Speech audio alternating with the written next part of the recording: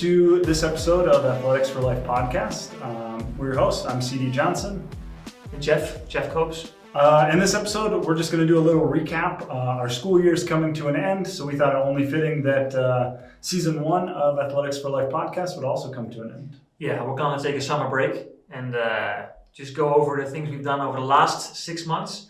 And for the whole year, we've done 26 episodes, which is pretty amazing. It's pretty awesome. Yeah, so we want to thank all of those people who are on our podcasts. Thank you for sharing. We've learned a lot from you all. But we're going over a few interviews from the last 6 months. Yeah, one thing that we really enjoyed doing was our alumni series. We started it, we were able to have some former athletes come in, and then the shutdown started, which kind of was nice because it prompted us to connect with some athletes overseas, right? We scheduled them on Zoom calls, and for me, those were some of the, not more interesting, but it was always nice to have one of the alumni come on and then just rehash all of their memories, all the things that they enjoyed. It was interesting too because they're all different in what they remembered. And different places they were at, different environments. We started with Arim Batar. He's in Bremen in Germany. Yeah. And he just got locked up for 6 months, so it was great to talk to us. Same for Aldrich, who was in Czech Republic. We had Darian and Kayla back in Denver, Colorado. And then Morris and Jonty in Australia. So we all over the place. And I always like, it's so easy to reconnect again. You know, you have them online and you talk, and they're doing really well. And it's just for me to see that we're doing something good here at the international school. You see they're flourishing over there, they're making friends, they're doing well at school. It's great to connect to them. And all of them had kind of continued on in sports in their own way, right? Like they did. Kayla and Darian, they were both snowboarding and involved at the ski resort. Jonty and Morris, they're biking and doing triathlons and stuff. And Army, Morris in the Army. It was great to see that athletics and being active didn't just stop as soon as they graduated. No, exactly. Yeah, and Arim Batar is still playing volleyball over there. Same for Aldrich. So they didn't really compete now because of the whole pandemic, but they found their way into staying healthy, staying fit, and making those, learning more about the skills. So it was great. Yeah, and Jonty's preparing for triathlon, which is awesome. Yeah. Never expected that from him when he came here in grade 10. So it's amazing. Yeah, it's great to see these athletes be successful. Exactly. So we're hoping to get more alumni on our podcast. Hopefully the new group leaving. You've been here the first year at BSU. So you have the first graduates from your BSU. We'll get some more ASU kids too, the American school and the British school. And we'll hope to get some more kids from the international school next year. So it was great. Thank you all for connecting. So we'll see more alumni next year on the podcast. Yeah, and we just want to go a little bit kind of guest by guest and share some things that stood out. So maybe if you haven't watched or haven't listened to those episodes before, this will just be a recap of what we talked about and maybe prompt you to go check out that particular episode. Yeah, and we got a lot of these connections through the NYAAA conferences. Yeah. For all athletic directors out there, the National Interscholastic Athletic Administrator Association, got that one. They have a lot of courses online now, which is awesome to connect with people from all over the world. So some of the people who run these courses were Mike Elson and Scott Garvis. We got them on the podcast. We had Mike early February. It was great to connect with Mike. We learned so much from him in all those courses that he gives. What really stood out for me was his passion, his enthusiasm for what he does. Yeah. And they seem to be very good at that stuff. The USADs, how they market their programs. I found it very interesting.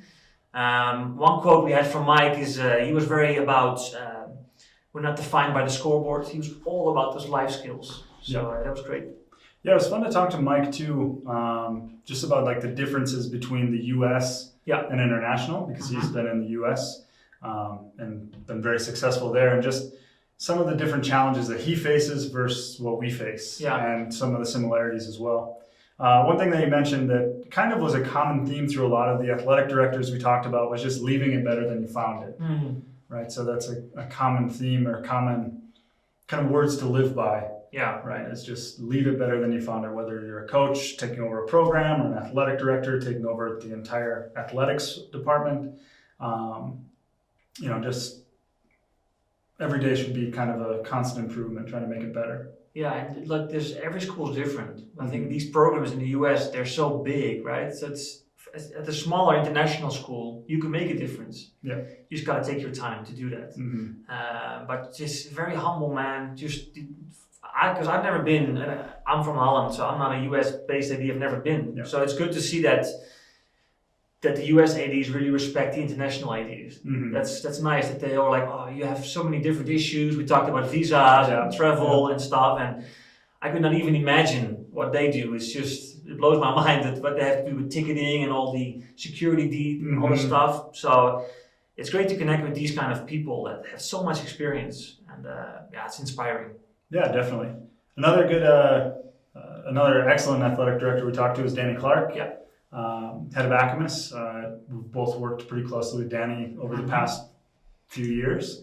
And the one thing that I really liked from Danny's interview was he mentioned a survey he had his kids do, or people in his program do, and they had 3 key words, and that's how he defined his program. So he just kind of simplified everything. What are the 3 words that we want to define our athletics program, and then tying everything back into that. And so his 3 words I went back and checked were teamwork, respect, and commitment. And so just anything and everything that have to do with athletics somehow build and foster those keywords. Yeah, so Danny's been at Nanjing International School for a while now, for a few years. When I moved to China to work at Yudalo Zhangchang, Danny was already at Nanjing, and he was the co-chair of ACAMIS by that time. And what I found really interesting is that he really talked about the structures again, putting them in place. Again, leave it better when you came in, but also take your time to set it up. Yeah. What Danny does really well is taking time to set up the program. And in the international, we move around, right? People move around a lot, but he really takes his time to build a program. And I really feel when he thinks it's done, then he will move on. And he talked about it in our podcast. So that's something for me and something for other ADs to think about. Take your time to make it better. It doesn't have to be 2 years. If that's what you want, you move around, that's fine. But if you take your time to build a program and work closely together with people, he works really close with all his coaches. And there's like a really community over there. So that was great. Then jumping ahead, I think it's episode 16. You already mentioned Scott Jarvis. Yeah. He's at Ankeny Centennial in Iowa, so kind of from the Midwest. So we bonded on that a little bit. And again, just another athletic director who's really good at promoting his program. Really good. And celebrating the success of his students. And for me, that's one area that I think I could definitely improve on as an athletic director, is just being more active on our school's social media pages, Instagram, Facebook, wherever, and just really celebrating the success of athletes, whether it was when I was at ASU or now at the British School. I think I can definitely take a leaf out of Scott's book and even Mike's book, just on sharing the success and celebrating the success. Yeah, I found one just remarkable how he does it, because I'm connected with him on LinkedIn, and every day he posts something, right? About his students, and like we discussed too, it's not like we won 12-0, but it's also about those life skills that he promotes. Very interesting. I know he's moving on to a different job, so wishing you all the best with that, Scott. And he's also involved in the NYAAA. He runs a lot of courses, and again, for us to connect with him is amazing. I was in the course with him. A lot of US-based ADs, but I was really felt welcome. He welcomed me like an international AD from Mongolia. All these US-based, and he was very nice, and I felt like he welcomed us really well. Lovely to talk to him. He talked a lot about the balance, work-life balance, to find that. He has a family too, and that was interesting for us to listen to, like, because we're all so busy. You can work 24/7 if you want to, right? But you have to have that downtime, or know exactly when to take time off, or be at work, or work hard or not. So it was interesting for him to share that with us. So. Yeah, definitely. Another guest that we had that we connected with through the NIAAA was Scott Fitzgerald, an athletic director out of Cairo. He's in Egypt. And he wasn't one that put on the courses, but he was just somebody that was in one of the courses. You met him there, right? Yeah, and we connected in a couple of the breakout groups, and he just seemed like a guy who kind of had his head on straight, was down to earth, kind of knew what he was talking about, and did a fairly good job. So we connected with Scott and asked him to be on the podcast.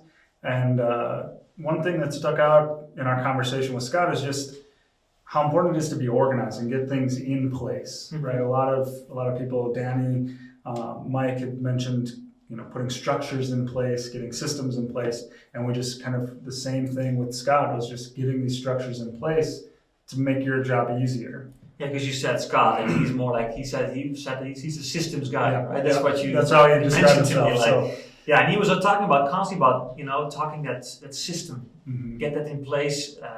When you go to a new place, and he's been at loads of places all over the world. Find the right system that works for that specific place and take time to develop that. One thing that I really reminded of the interview, because we were in that, it was early March, I think, somewhere in March, April, and the pandemic was going on, and we were thinking about next year. And he really inspired us to, build locally. He said that, think globally, build locally. So, the travel and stuff, but why don't you build your local program better? So that the kids that the travel, you can still do it once things open up, but make it locally better. And that was something that we are definitely going to work on in our local league here in Ulaanbaatar. So that was most of it from Scott. It was great to connect with him.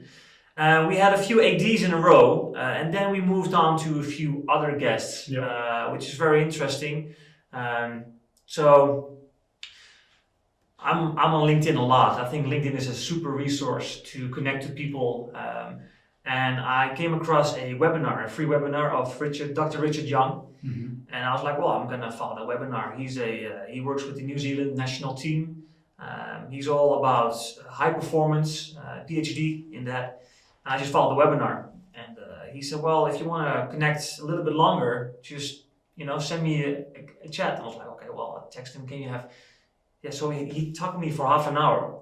And I was like, well, this guy has so much to share. So I said, do you want to be on our podcast? He's like, yeah, sure. So we had the first Dr. PhD on our podcast. I was very honored. It was great. Yeah, the talk with him was great. He works with, so trying to get people from being just good to great.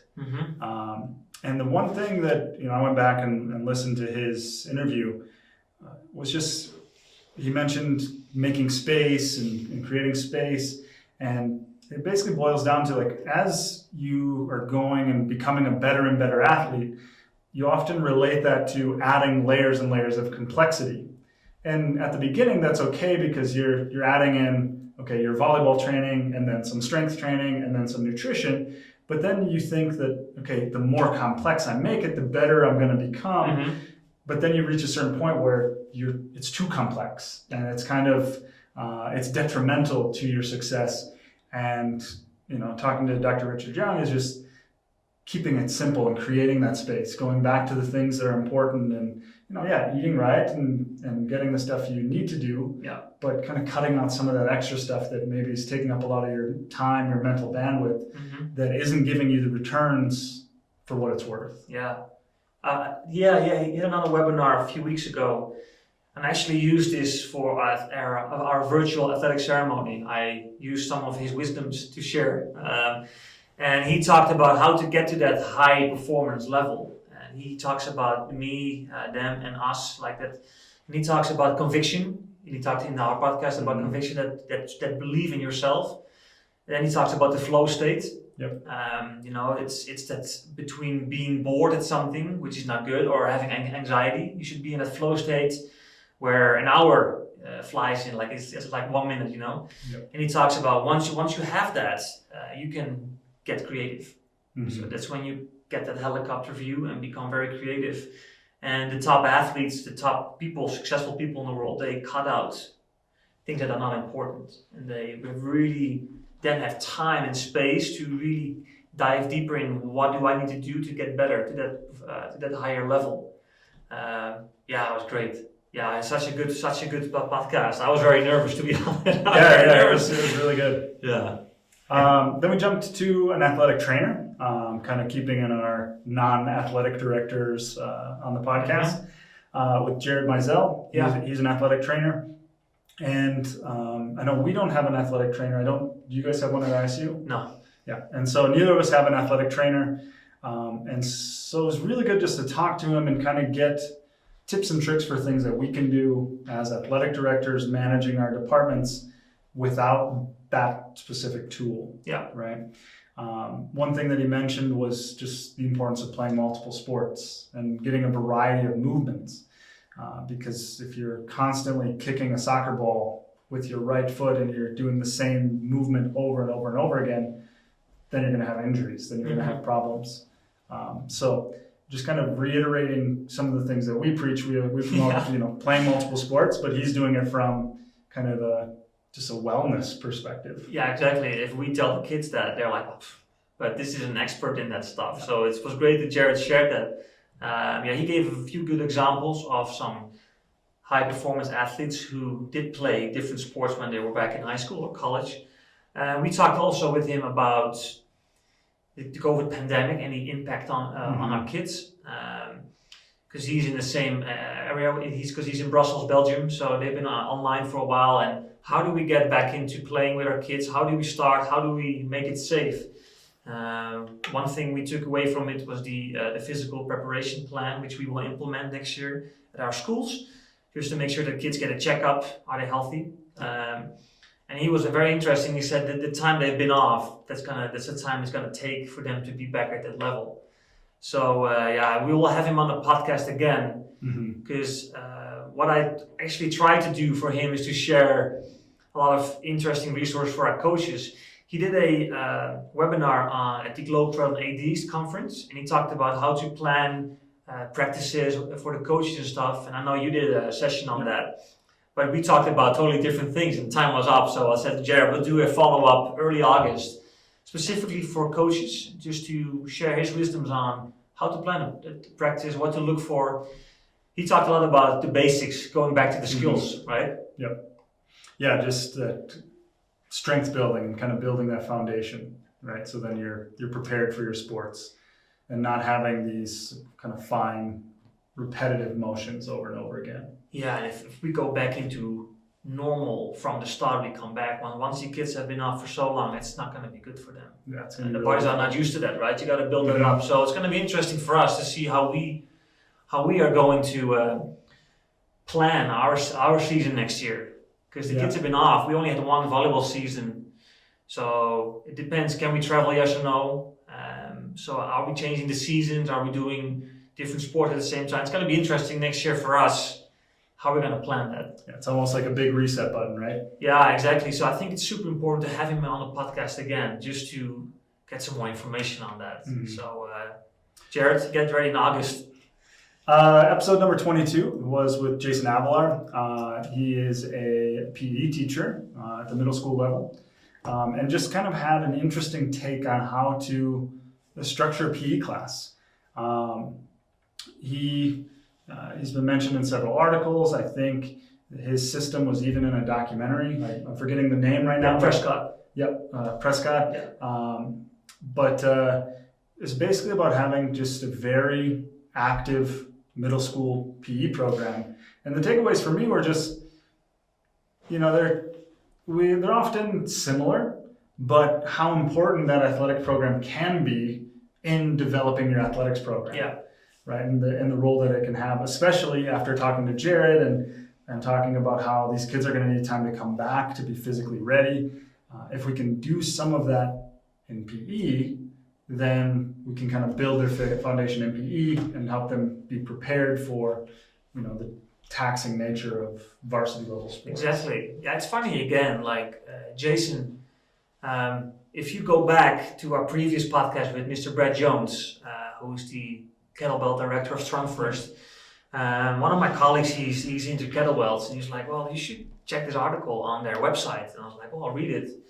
So it was Jason Avalar I don't remember the name of the school back in the 60s who did that, but he works at Prescott and he implements those kind of systems with the colored trunks and stuff, right? Yep. So the kids grow in their physical and mental strength and in their development. So I was like, just shoot him an email. And even again, LinkedIn, right? And Jason was like, yeah, sure, I want to be on the podcast. So there's another message here. If you want to find resources, just, you have a no. Send them an email, you might have a yes. Because we had some people who said no on our podcast too, and that's fine. But some of them want to share. So just if you want to get something, just go for it, right? So Jason wrote an amazing article. That's when I asked him. I found it very interesting how he implements those kind of protocols.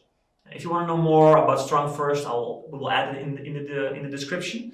But he implements it in the school, and again, that's his way, their way of giving the kids life skills. Because he talked about some of those kids, growing into that program, and what I really enjoyed about his part was the diary he used.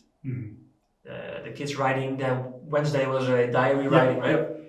So that was great. And that tied back all the way to Dr. Richard Young and our talk with him, just about how writing things down, keeping track of what went well, what didn't go well, it can just really be beneficial to our athletes. Yeah, and to go back to Dr. Richard Young, he has a new book coming out. I have to mention that. So I'll add the link of his new book, Simplify, in the description. We're going to order it. I want to read that stuff. It's amazing. So I'm going to add that in the description. So please order it. It's a great resource. Jason was great. So we will have some more of those kind of people on the podcast, because we talk about athletics for life, but those kind of training protocols are important. And so there's Strong First and so many resources and people who connected to education. So we're looking forward to have some more of those people on our podcast in the future. Yeah, we jump back to an athletic director, and Matt McInnes. He's an athletic director in Panama currently, unless their school year's finished. By the time this comes out, he's probably done. Yeah. But then he'll be coming to Dalian next school year, so coming over to China. And he's another athletic director that we connected with through the NIAAA. He was in a couple courses. I remember he was messaging me while we were definitely paying attention in the course, just about Mongolia and what it's going to be like. But no, he was great. He's definitely very successful as an athletic director, and it was nice to pick his brain a little bit. And what's it like to build a program? What do you think about as you're leaving a program? And again, one thing that he mentioned that we mentioned, Mike Ellison also said, was to just leave it better than when you got there, right? Yeah. He's going to leave a program. It should be better when he's leaving than when he got there. I think Matt was the easiest podcast to edit for our editing chief, Scott. I think because Matt, we just ask a question, he just talks and shares. Just amazing. It was my easiest podcast to actually upload on YouTube too, so that was great. He's very meticulous. He knows exactly what he's doing. He has in mind, this is where I want to go. This is what I have to do. He connects, all the systems, the structures put in place. He just finished his CMAA. He got it approved from the NYAAA, which is the Master Certificate in Athletic Administration, it's a big deal. Matt is he's from Scotland, and for a non-US based AD to get that's pretty good, because you have to do the CAA test, which is an American-based test, which is not easy if you're not from the US. Yeah, if you're not you got a lot of law in there, Title IX, all that stuff, and if you've never heard of that, that's pretty difficult. So he finished that. So congratulations, Matt. He revised his whole program into an online program. He shared his CMMA document with us, and I read some of it. It was amazing. He kept the connections going while they were online. The kids had practices with the coaches and so much stuff he was doing. So I'm excited. He's coming to our area, so he'll be part of Acamis next year. I hope he can get in China on time. Yeah, fingers crossed. Yeah, fingers crossed. That he finishes his job in Panama. So we'll look forward to seeing him in real life. And it was a great podcast with Matt. Yeah, very easy to talk to. Yeah. Very easy to pick his brain. And he's a great resource for a lot of upcoming ADs. So when you go into a course and Matt is there, please contact him. I learned a lot from him.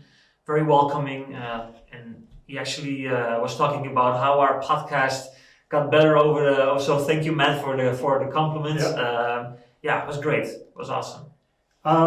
Next, we actually had a little bit different style of podcast. That was really cool. We invited Ethos Recruiting. They are a recruiting company that helps international school athletes get recruited to play in NCAA sports or in the US, and kind of pick colleges, find where they want to go. Yeah. And so we organized a webinar for our students and for you on YouTube. Yeah. Just about what it takes, what the process entails, how do you go about being an international school student to getting noticed by a college to finding a college, and potentially getting scholarship opportunities from that college. And so it's really a lot of information packed into there for our athletes. Yeah. You know, for myself as someone who went to school in the United States, got recruited, went to college for sports, I kind of take it for granted because a lot of that terminology, a lot of those things are just common knowledge in the US. And we don't know what our kids don't know, I guess, right? Like, you know what I mean? So a lot of I think back to some of our athletes in the past, they didn't know what the NCAA clearinghouse was. I still have no idea. You know, so I think they're just a great resource for our kids and for us moving forward to help some of our really successful athletes maybe take that next step. Yeah, they were at the first time I saw them. They were at the first Student Athlete Leadership Conference. They were doing some webinars. Our school joined, and they actually got in contact with us that they wanted to do some webinar because they haven't had any contact here in Mongolia. Yeah. It's so different because I'm from Holland, right? The Netherlands officially, and I have no clue about these scholarships and stuff. It's a different system. So to hear about that is very interesting. Mm-hmm. Also for a non-US athletic director, I'm more capable of helping my students now because I know more about that. So it was great to hear how they work. Our kids had some great questions. It was a fun podcast because we were sitting there and they had the cameras off and we had questions. So it was really bit more interactive. Mm-hmm. So I like that. They had some great questions. And but what I found very interesting is that they push the academics. Yeah. That's number one, right? And next to that is the best fit. Because all I know is like those big universities, right? I watch the NCAA basketball and stuff, but that's just for a few kids. Mm-hmm. So I know we have a lot of talented athletes here in Mongolia. So how do they get to a school in the US and could get a scholarship, right? Could save some money on that. So they talked about that best fit. I found that very interesting. Mm-hmm. Yeah, they look at an athlete's grades, their finances, and then their ability to try to find, okay, where can they go? Are they a D1 student? Are they a D3 student? Yeah. Can they afford this school? Can they not afford that school? Or do they have the grades to get in here or there? And so I think they do a really nice job of finding a place that's going to work for the student. Okay, yeah, and because Jeremy, he's now in New Zealand and he played Division II football. Yeah. American football. Yeah. And the other one, he played Division II soccer, so they didn't play Division I, but they still got a scholarship and got a free education or kind of scholarship. So yeah, it was great to hear also how we can help them with the admissions process, when to start, what coaches are looking for. Yep. You know, because kids overthink it sometimes, but they like a highlight video and your grades and what to do as community service extra in your school, so that whole holistic view or look, how do you say, the holistic idea of the holistic approach or the exactly. Thanks. What you need to do to get there. Because some of these kids, I have to play basketball. That's all I have to do to get there. But it's just a little part of it, right? Yeah. Well, if you go to D1, maybe, but at these other schools, you can find a great place. Mm-hmm. Did they also say, that some of these D3 schools might be better academically as some of these? Oh, definitely. Yeah, right. Definitely. You might have a much better school at a D2 or a D3 school than you would at the D1 that would take you. Yeah. Right. And so, yeah, I think they're going to be a great resource for us moving forward, especially when you consider our programs, and probably 90% of our athletes are not going to go to college to play sports. And that's true for most programs in general, where we might have one kid a year who's talented enough, got the grades, and interested in playing sports in college, that maybe it would be difficult for us to give a lot of our time to be able to help that one student. We've got all the other teams where we can kind of ask Ethos, hey, we've got this kid, we can partner them up, and then they can be a much more valuable resource than you or I as an individual could be. Yeah, it's great to hear that student athletes, it's the student and the athlete just don't play basketball, because that happens sometimes here. These kids getting so obsessed with one sport and like, this is what I have to do to get there. Yep. So hearing that connects perfect with our podcast. If you go back to the episode of Ethos, in the link there you have the assessment, the self-assessment. Yep. Students can go click on the link, you can do the self-assessment. And what happens when they do that, CD? So you do the self-assessment. I think there's a questionnaire to fill in with some marks and a questionnaire essentially. And then you get a free assessment, and they'll set up a meeting with you and chat with you kind of about what your goals are, what you're looking for, and to see if you and Ethos would be a good fit for them, Ethos to help you find a good fit in a college. Awesome. Yeah, so please go and check the self-assessment. Great. Yeah. Thank you, Ethos, for being on the podcast. And we'll hope to work with you in the future to help our kids. So going to the final podcast. Well, this is going to be the final podcast to wrap up the year, but the last interview, actually. So that was with Isaac Pena, design teacher, middle school soccer coach, and Mr. Esports, I can say. Esports, yeah. Works at the Western Academy in Beijing. So esports, it's a big thing now. It's $1 billion industry, electronic sports. And I actually learned when one of our colleagues mentioned esports, and we were still at home virtually, right? And we're like, well, why don't we set something up for our kids? And we did a FIFA soccer tournament on the PlayStation, and it was really cool. Like the first trial went really well. Kids had a good time. And then we did a small presentation. Scott and I did a presentation at the Academist conference, and Martin Halpin was there. He's the athletic director of WAP, Western Academy Beijing, and Martin was like, well, that was great, but you guys should connect with Isaac. He's our Mr. Esports. So I was like, well, that's great. So contact Isaac. He's coming on the podcast. It was the most difficult to set up, the podcast. Microsoft Teams, which was a bit interesting. That's why the different backgrounds we had. But yeah, he changed, I think, our view on what esports are. Mm-hmm. I had one idea about what it is, but he just pulled it out, got us into the dark forest. And it's just a total different idea what esports are. Yeah, for us, we think of esports as how can we adapt esports to fit in our athletic department. Yeah, it's the athletes, right? That's what we think about. And so how can we make esports like our sports, where he took esports and kind of made it its own thing, right? It's this huge, almost production. I think it goes, because you call that almost a theater. Yeah, I think it most resembles like some of the theater programs of schools that I taught at in the States. Wow. They had, practices, and they had people designing the sets and doing the lights and, doing the flyers and the pamphlets to go around town. And that's essentially what his esports program would be. And the whole time, most of the time that Isaac was talking, I was thinking, man, if my athletics program looked like his esports program, like I would have a very successful athletics program.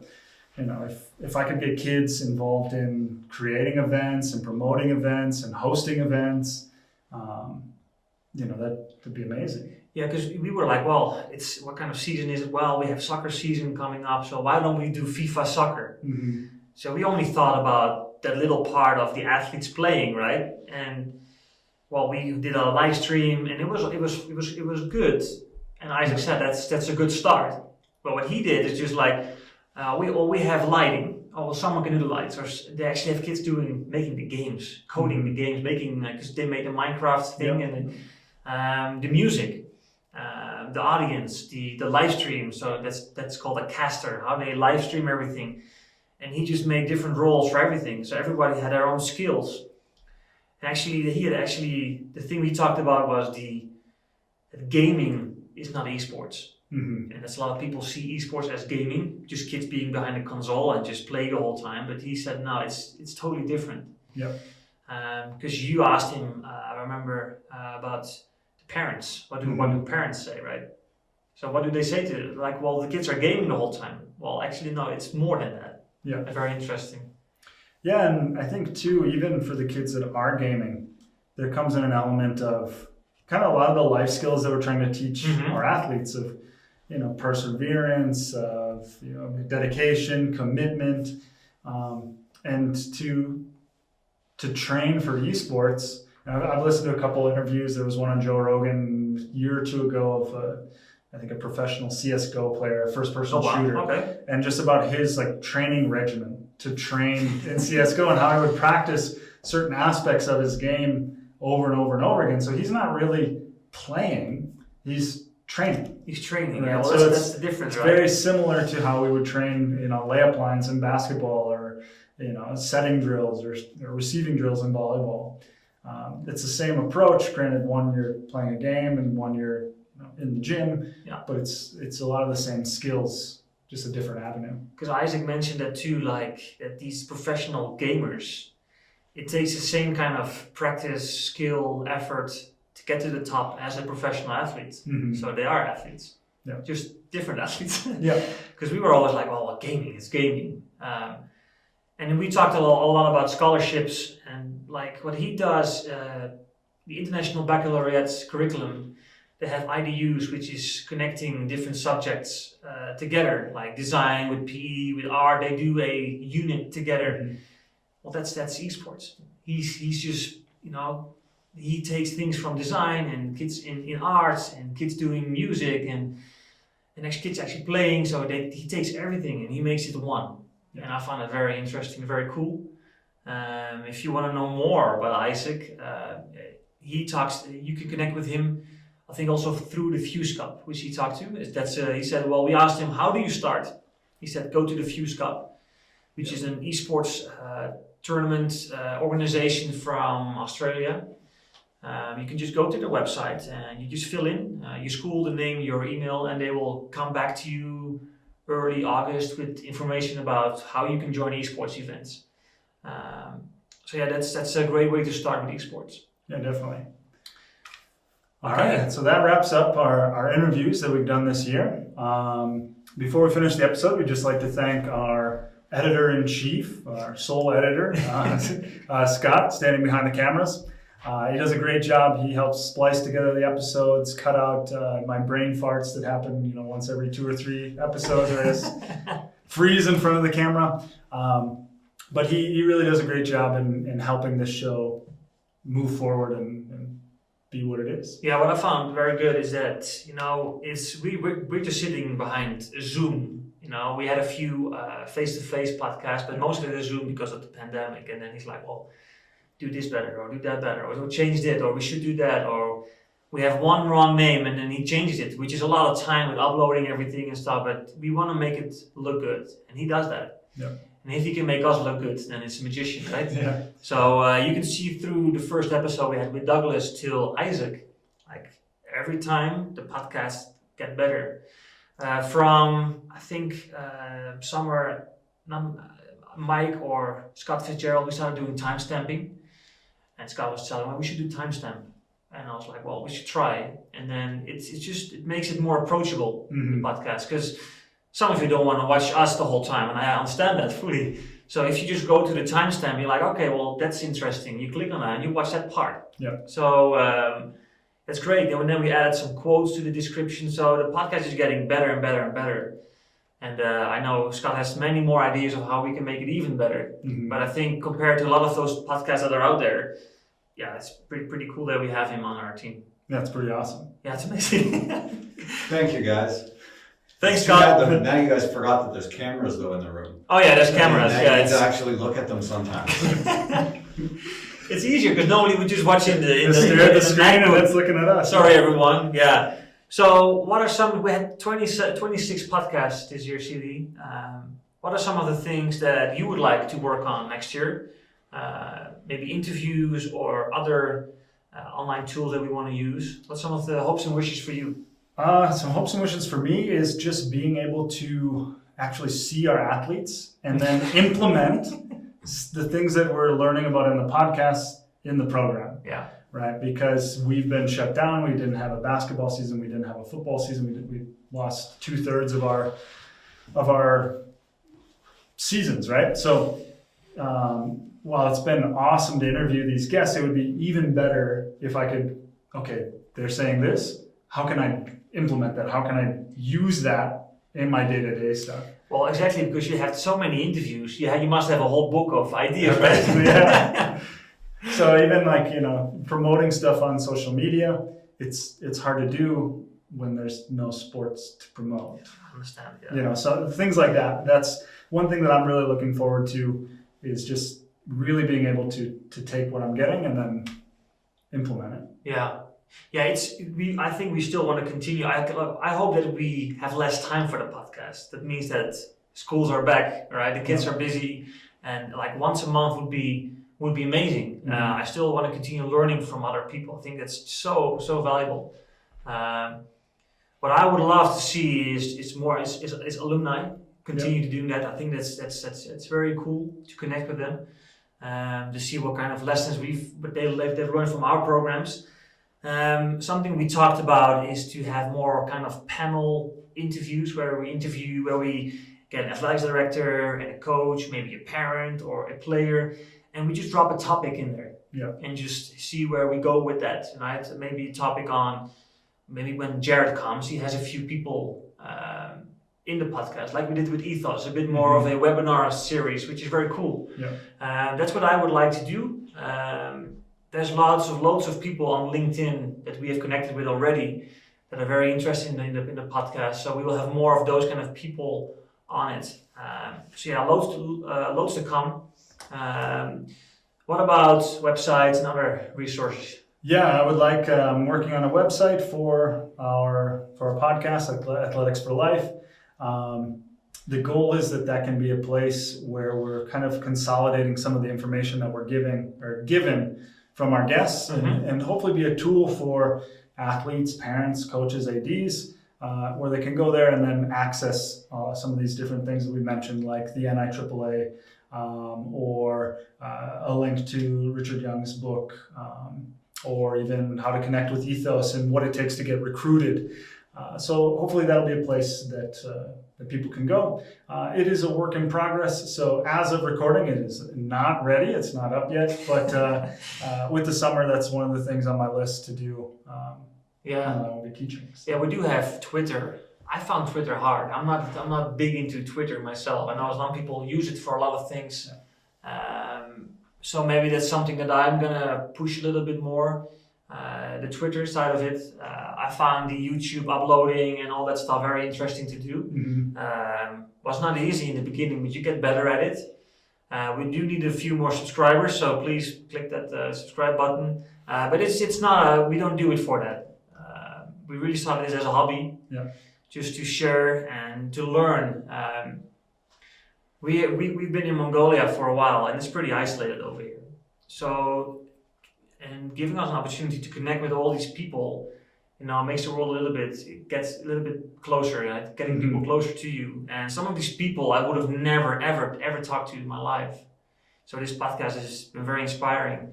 How do you look back, CD, at the whole podcast experience this first year? It's been really great, to be honest. Just thinking about some of the guests that we've had on, often you'd see people on interviews or read their articles, like, Jason's article, and you think like, wow, that's a really very interesting idea. It's a novel concept, or maybe Dr. Richard Young, some of these people. And at the end of the day, they're just regular people too. You know what I mean? You put them up on a pedestal and you think, wow, like that's an amazing idea. It's an amazing thought. It's an amazing person. And then when you reach out and connect with them, you realize like, yeah, they're just a guy with great ideas, but they're just a normal guy that you can actually talk to, that's willing to share their time with you. So I guess kind of getting away from that, I don't know how to describe it or the right word for it, where you're kind of like, no, exactly. Yeah, but willing to reach out to these sort of exactly. people. It makes it, some of these people are highly renowned in their fields, athletic directors, or like Scott and Mike and Dr. Richard Young, and and then you just ask them to spend 45 minutes, 50 minutes with us. They don't get paid for it. People are watching it, but it's not like that they're like getting famous or anything. Yep. They just do it because they want to help us out. Yep. Or they might help out someone who's watching, or an AD who's starting at a new school. And it's like, and then he sees Scott Fitzgerald interview about, or Matt McInnes, or whatever it is. Yep. So it's just what I've learned really is just go and ask people. Yep. I've been nervous every time for a podcast, because some of these people who we've never met in person. Some of them we met on courses, right? But someone like Jason or Dr. Richard Young, I've never really met him like face to face on a chat, like long time. So you're waiting there behind your Zoom, and then they pop up, and then you start talking. But actually, after the first question, like you always start with where you're from, who you are, and it's over. Yeah. You start talking. How do you feel? Because I think the podcast got better because we started to prepare them. Yeah. The preparation was very important. That helped me out a lot, to be honest. Yeah, I think the podcast just really started to take on its own flow as it went on. We got more comfortable with asking questions. With the word flow again, eh? Yeah, just being in that mind state of talking to someone and picking their brain and doing it in a way that feels natural too, right? Yeah, exactly. So we had a lot of questions prepared, and we sit down, and and it flows. It's not like an order, but again, we learn from them again to be prepared, because you might get one shot to talk to these people, like Dr. Richard Young. He's going to be on a podcast one time, so we need to do it good. Yeah. And after a while, he was saying too, that's some interesting questions, because we prepared well.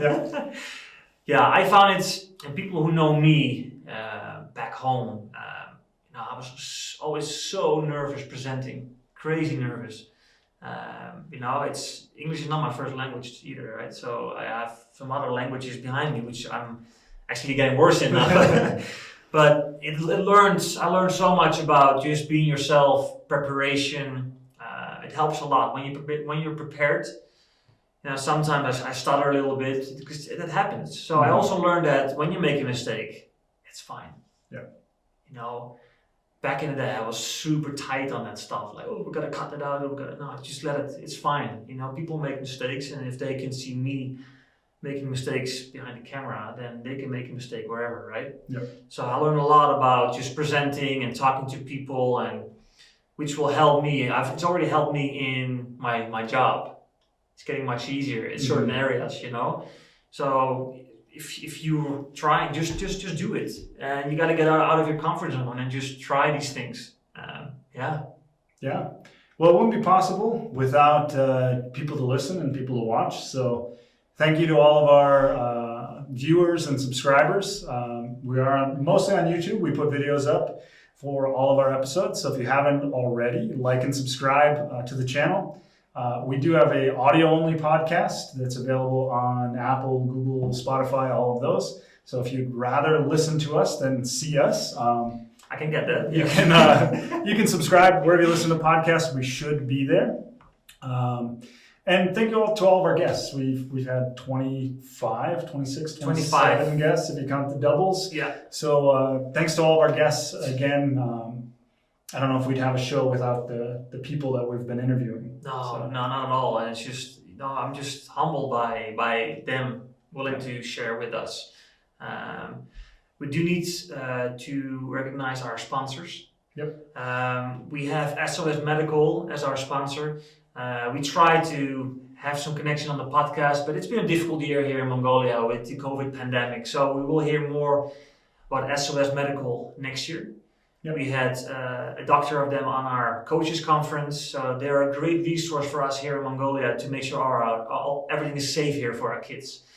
And secondly, College Pro. Yep. Again, we're looking into get some new merchandise and some stuff, and they've been very helpful, supporting our channel. A lot of ADs, they work with College Pro too. Mm-hmm. That's how we connect on the podcast. So thank you for those two sponsors for just supporting our channel. Yeah, thanks again. And then, like we said, we're going to go on summer break. If for those of you who are involved in schools, enjoy your summer break, and we look forward to reconnecting with you in August. Yeah, we're coming back in August with season 2, so it's going to be exciting. So thank you, everyone.